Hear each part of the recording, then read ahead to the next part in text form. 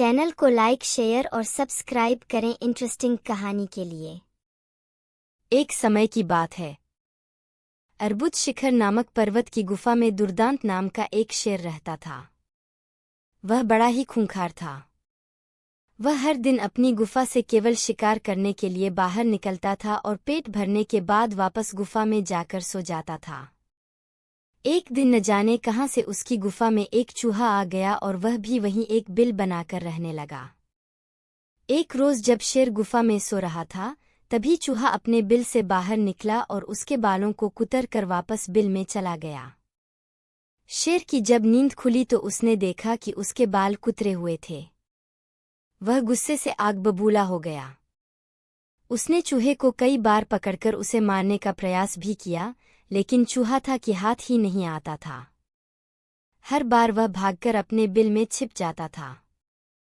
अंत में शेर को एक युक्ति सूझी। उसने सोचा कि क्यों न चूहे को मारने के लिए इसका परम शत्रु लाया जाए।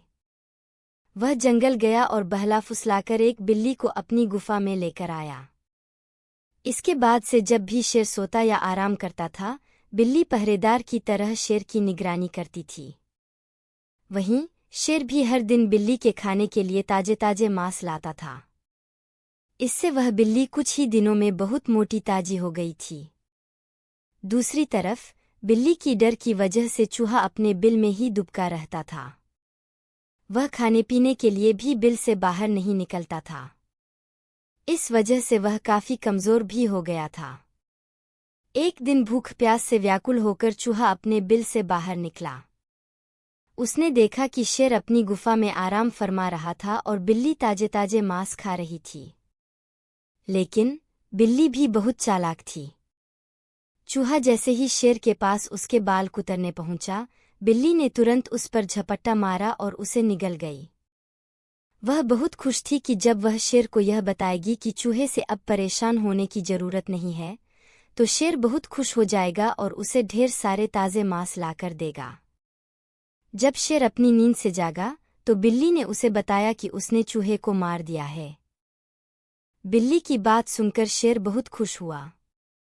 अब उसकी परेशानी दूर हो गई थी, इसलिए वह बिल्ली अब उसके किसी काम की नहीं थी। उसी दिन से शेर ने बिल्ली के लिए मांस लाना बंद कर दिया।